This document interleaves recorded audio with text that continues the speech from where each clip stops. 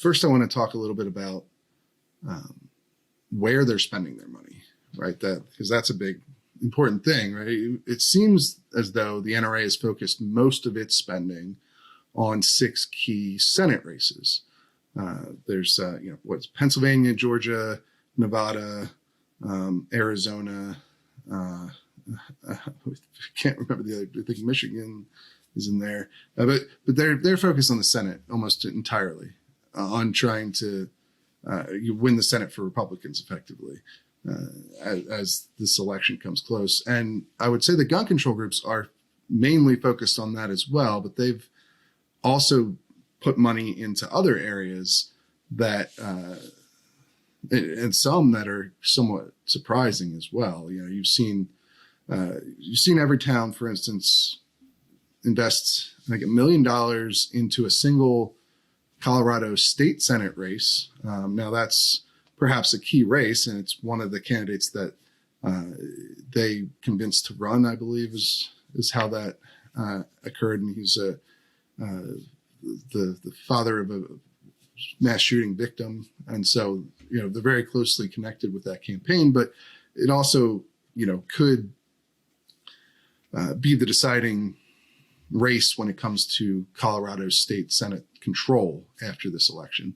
So it obviously there's logic there to why they're doing that, but they're also investing in state secretary races in Michigan and Arizona, which is a bit more outside of the realm of the gun issue, because state secretaries don't have any impact on gun policy. They for the most part certify elections, which is why Everytown is spending in those races, because they are opposed to the Republicans running, who have spread conspiracy theories about the 2020 election and talked about not certifying races if the wrong person wins, basically. And so it's interesting to see them go off in this tangent that doesn't have anything to do with gun policy, though.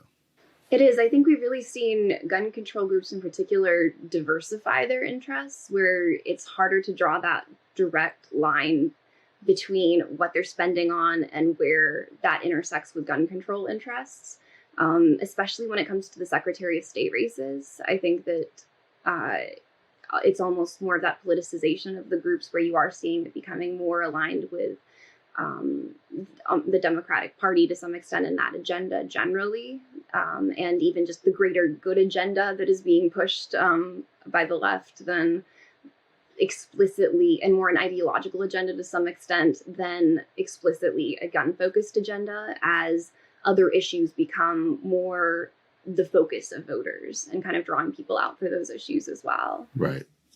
Yeah, I mean, you certainly seen the diversification in messaging among both sides, actually, in this election. You've had the NRA focus on crime, which is not an unusual thing for them to connect with guns. Although the way that they've done it, I think, in this race is maybe a little bit different. Usually they're connecting them in the sense that if your gun rights are taken away, then you're more likely to be a victim of crime. And now they're sort of messaging crime in a way that's crime is bad now because of Democrats who control, who are the incumbents in these races. So you should vote against them. And also they're opposed to your gun rights.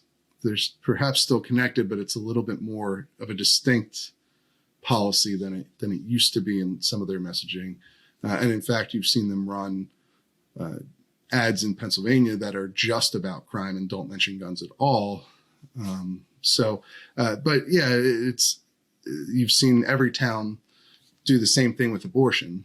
They lead a lot of their ads with an abortion message, even though that's not directly connected to the gun issue. They of course have a logic for this, which is that, describing the person that they're running the ads against as extreme on both issues. But, and they draw a connection to the state secretary races by saying you can't have pro-gun control candidates win if they can't get their elections certified. And so that's the tenuous connection they try to make. But one thing I wonder about that tendency, or this new tack that they've taken, especially with the state secretary races, is this description that you've seen in an interview done by one of the Everytown leaders with ABC News, where they describe the reason they picked Michigan and Arizona in particular was this idea that their partners had, they'd worked with their partners to identify where spending was needed in these races. And that makes me think of the broader political network. A lot of these major donors that back these groups have networks, right? They're not usually just spending on a single issue. And so I think that's especially the case with Everytown and Michael Bloomberg, right? Michael Bloomberg is one of the largest political donors. He might be the largest political donors for Democrats in this cycle. And he gives money to all kinds of groups, not just Everytown. And so, how often do you see that kind of coordination on the sort of donor network level? To some extent, on both sides of the aisle, we really have seen coordination between different groups. It's interesting to see ideological groups being part of that more partisan grouping. With Bloomberg, it's kind of interesting this election cycle. We really haven't seen him top the donor list, at least when it comes to direct federal political contributions, in the same way that he has in prior cycles. The last two cycles, he was within the top donor, like the very tippy top of the donors. This cycle, he's much further down the list. Of course, he's still on the list of, I think, the top 100 donors, but he is not in the top 10, at least as of, and I haven't looked at pre-general filings yet. We're still obviously processing those, but at least I thought he just made a new pledge, I guess. Maybe he hasn't actually that hasn't shown yet. So it could be showing up and that's where the caveat of I have not looked at the pre-general filings comes in yet. There's a good chance that within the last 2 weeks, and he does have this capacity, he could have poured $60 million into elections.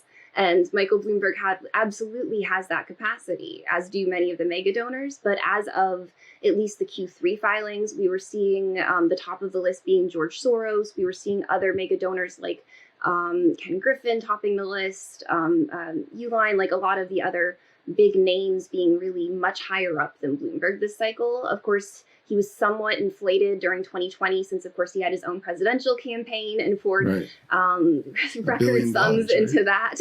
But even in the cycle before that, we saw him as a top donor, I believe in the top 10 or top 20. And this cycle, he, at least as of the Q3 filing, so through the end of September, that was not the case.